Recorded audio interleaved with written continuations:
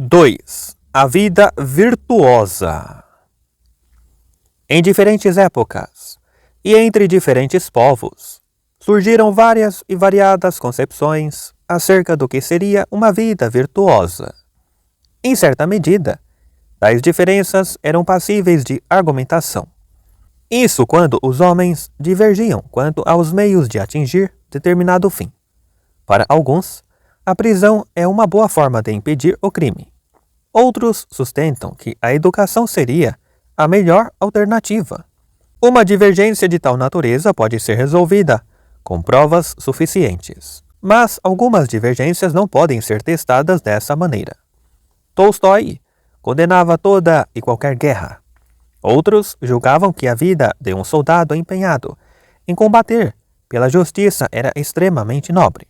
Aqui, provavelmente estava implicada uma real divergência quanto aos fins pretendidos. Aqueles que reverenciam o soldado não raro consideram a punição aplicada aos pecadores algo bom em si mesmo. Tolstói não pensava assim. Para tal questão, nenhum argumento é possível. Não posso, pois, provar que minha concepção de uma vida virtuosa esteja correta. Posso apenas expô-la e esperar que com ela concordem tantos quanto for possível. Eis o que penso. A vida virtuosa é aquela inspirada pelo amor e guiada pelo conhecimento. Tanto o conhecimento como o amor são indefinidamente extensíveis. Logo, por melhor que possa ser uma vida, é sempre possível imaginar uma vida melhor. Nem o amor sem o conhecimento, nem o conhecimento sem o amor podem produzir uma vida virtuosa. Na Idade Média, quando a peste surgia numa região, os sacerdotes alertavam a população para que se reunissem nas igrejas e orassem por sua salvação. Como consequência, a infecção propagava-se com extraordinária rapidez entre as multidões de suplicantes. Eis, portanto, um exemplo de amor sem conhecimento. A última guerra nos propiciou um exemplo de conhecimento sem amor. Em ambos os casos, o resultado não foi senão a morte em grande escala. Ainda que o amor e o conhecimento sejam ambos necessários, em certo sentido, o amor é mais fundamental, na medida em que levará indivíduos inteligentes a buscar o conhecimento a fim de descobrir de que modo beneficiar aqueles a quem amam. Mas, se os indivíduos não forem inteligentes, hão de contentar-se em acreditar naquilo que lhes disseram e possivelmente praticarão o mal, apesar da mais genuína benevolência. É a medicina que talvez ofereça o melhor exemplo daquilo a que me refiro. O paciente, o médico qualificado, é mais útil do que o mais devotado amigo. E o progresso no conhecimento médico faz mais pela saúde da comunidade do que toda a filantropia mal instruída. Ainda assim, uma certa bondade, mesmo aqui, se fará essencial, no caso de serem os ricos os únicos a lucrar com as descobertas científicas. Amor é uma palavra que abrange uma variedade de sentimentos. Empreguei-a propositalmente, porque desejo incluí-los todos. O amor como emoção, sentimento a que me refiro, já que o amor, por princípio, não me parece legítimo. Desloca-se entre dois polos. De um lado, o puro deleite na contemplação. De outro, a benevolência pura. No que diz respeito aos objetos inanimados, tem lugar apenas o deleite. Não podemos sentir benevolência para com uma paisagem ou uma sonata. Esse tipo de prazer é presumivelmente a fonte da arte. Em regra, é mais forte em crianças na tenra infância que nos adultos, inclinados que estão a considerar os objetos de uma perspectiva utilitária. Ele desempenha uma função importante em nossos sentimentos para com os seres humanos, alguns dos quais providos de encanto e outros do contrário, quando considerados simplesmente como objetos de contemplação estética. O polo oposto do amor é a benevolência pura. Houve homens que sacrificaram suas vidas em amparo aos leprosos. Nesse caso, o amor que sentiam não poderia ter tido qualquer componente de prazer estético. O afeto dos pais, via de regra, é acompanhado pelo encanto proporcionado pela aparência do filho, mas permanece forte mesmo na ausência total desse elemento. Pareceria estranho chamar de benevolência o interesse da mãe pelo filho doente, visto que costumamos empregar essa palavra para descrever uma emoção fugaz que 9 em 10 vezes só constitui lucro. De toda forma, é difícil encontrar outro termo para descrever o desejo pelo bem-estar de outra pessoa. Por certo, um desejo de tal natureza, no caso do sentimento dos pais em relação ao filho, pode atingir qualquer grau de intensidade. Em outros casos, ele é muito menos intenso. De fato, afigura-se plausível que toda emoção altruística seja uma espécie de transbordamento do amor paternal, ou por vezes a sua sublimação. Na falta de um termo melhor, devo chamar essa emoção de benevolência. Mas esclareço que falo aqui de uma emoção, e não de um princípio, e que nela não incluo qualquer sentimento de superioridade, como algumas vezes é associado à palavra. O vocábulo simpatia expressa parte do que quero dizer, mas omite o componente de atividade que desejo incluir. O amor, em sua totalidade, é uma combinação indissolúvel de dois elementos: deleite e bem-querer. O prazer dos pais ante um filho belo e bem-sucedido é uma combinação de ambos os elementos, tal como o amor sexual, no que tem de melhor.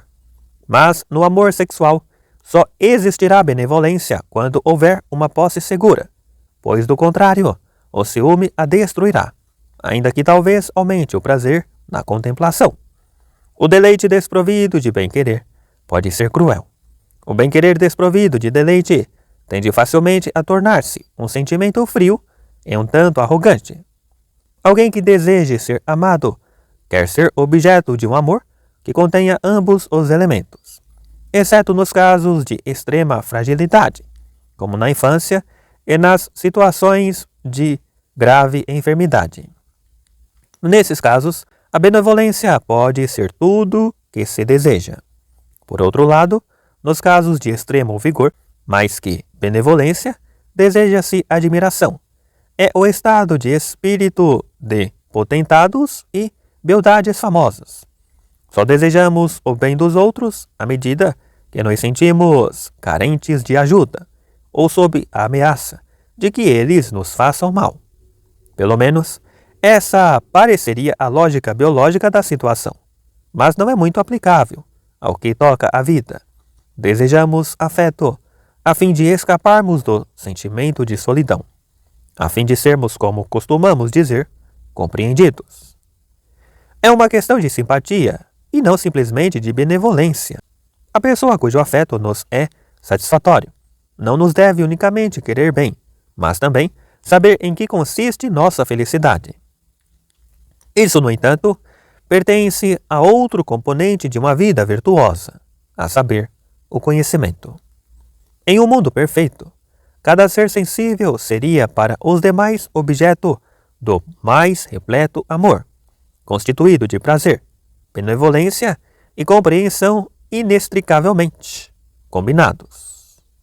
Isso não significa que, nesse mundo real, devemos nos esforçar por nutrir tais sentimentos em relação a todos os seres sensíveis com os quais nos deparemos. Há muitos diante dos quais não podemos sentir qualquer deleite, por nos serem repulsivos. Se tivéssemos de violar nossa natureza, tentando ver beleza neles, bastaria simplesmente que embotássemos nossa sensibilidade para o que naturalmente julgamos belo. Para não mencionar seres humanos, há pulgas, percevejos e piolhos. Deveríamos passar pelas mesmas dificuldades que o assiette mariner, para que pudéssemos sentir prazer de contemplar semelhantes criaturas. Alguns santos, é verdade, chamam-nos de pérolas de Deus. Mas o que realmente deleitava esses homens era a oportunidade de expor a própria santidade. A benevolência é mais fácil de estender-se amplamente, mas mesmo ela tem seus limites. Se um homem tivesse por desejo casar-se com uma dama, não deveríamos pensar que o melhor para ele seria desistir de seu intento. Caso descobrisse que um concorrente desejaria igualmente desposá-la, deveríamos considerar o fato como uma justa competição. Contudo, seus sentimentos para com o rival não podem ser inteiramente benevolentes. Penso que em todas as descrições de uma vida plena neste planeta devemos assumir um certo princípio fundamental de vitalidade e instinto animal. Sem ele, a existência se torna insípida e desinteressante. A civilização deveria ser algo que se somasse a isso, e não que o substituísse. Nesse sentido, o santo ascético e o sábio desinteressado não se constituem em seres humanos completos. É possível que um pequeno número desses homens enriqueça uma comunidade, mas o mundo, formado por eles, morreria de tédio. Semelhantes considerações conduzem a uma certa ênfase sobre o elemento do deleite como ingrediente do amor ideal. No mundo de hoje, o deleite é algo inevitavelmente seletivo e nos impede de nutrir os mesmos sentimentos por toda a humanidade. Quando surgem conflitos entre o deleite e a benevolência, via de regra, eles devem ser resolvidos por um acordo, e não pela total renúncia de um dos dois. O instinto tem seus direitos. Se o violarmos além da medida, sua vingança se dará por meios sutis. Logo, ao almejar uma vida virtuosa, devemos ter em mente os limites da possibilidade humana. Também aqui, todavia, somos levados de volta à necessidade de conhecimento. Quando me refiro ao conhecimento como ingrediente de uma vida plena, não me refiro ao conhecimento ético, mas ao conhecimento científico e ao conhecimento de fatos particulares. Estritamente falando, não penso que haja um conhecimento ético. Se desejamos alcançar um determinado fim, o conhecimento poderá nos indicar os meios para tanto e imprecisamente passar por cético. Contudo, não creio que nos seja dado decidir que tipo de conduta é certa ou errada, a não ser que tomemos como base suas prováveis consequências.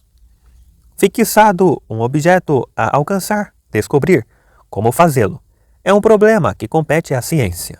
Todas as normas morais devem ser testadas com base em sua tendência ou não de concretizar os objetivos que desejamos.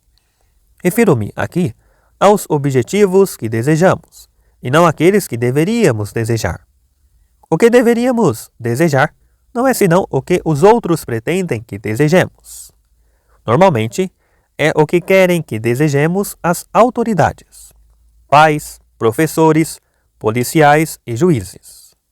Se você me diz, você deveria fazer isso e aquilo, a força motriz de sua observação reside em seu desejo de obter a sua aprovação, a par, possivelmente, de recompensas e punições vinculadas à aprovação ou à desaprovação, na medida em que todo comportamento nasce do desejo.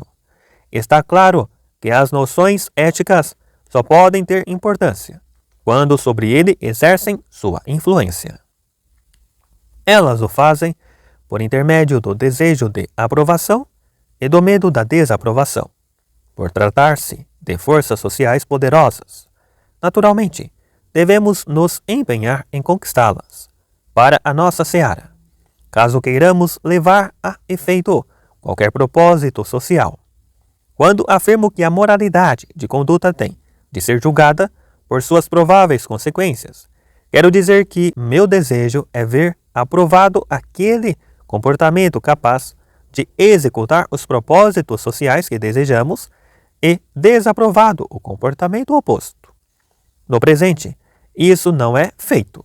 Há certas normas tradicionais, segundo as quais a aprovação e a desaprovação são conferidas de maneira absolutamente diferentes às suas consequências. Mas esse é um tópico que abordarei na próxima sessão. A superfluidade da ética teórica se mostra óbvia nos casos simples. Suponhamos, por exemplo, que nosso filho esteja doente. O amor faz com que queiramos curá-lo, e a ciência nos mostra de que modo fazê-lo. Não há uma teoria ética como etapa intermediária, demonstrando que o melhor seria que nosso filho se curasse. Nosso ato provém diretamente do desejo de atingir um determinado fim, não menos que do conhecimento dos meios necessários para tanto. Isso se aplica igualmente a todos os atos, sejam eles bons ou maus. Os fins diferem e o conhecimento é mais adequado em alguns casos do que noutros. Entretanto, não há maneira concebível de levar as pessoas a fazerem coisas que não desejam. Possível é modificar seus desejos por meio de um sistema de recompensas e punições, entre as quais a aprovação e a desaprovação social não sejam as menos poderosas. Eis, portanto, a questão para o moralista legislativo: de que modo será organizado esse sistema de recompensas e punições, tendo em vista assegurar o máximo do que é desejado pela autoridade legislativa? Se digo que a autoridade legislativa tem maus desejos, estou simplesmente dizendo que seus desejos contrastam com aqueles do segmento social a que pertenço. Fora dos desejos humanos, não há padrão moral. Por conseguinte, o que distingue a ética da ciência não é nenhum tipo especial de conhecimento, mas simplesmente o desejo. O conhecimento exigido pela ética é tal qual o conhecimento em todos os tempos. O peculiar é que se desejam determinados fins, e a correta conduta é o que levará até eles. Evidentemente, para que a definição de conduta correta exerça uma grande atração, os fins devem corresponder ao que deseja a grande parte da humanidade. Se eu definisse a conduta correta como aquela que eleva minha renda pessoal, os leitores discordariam.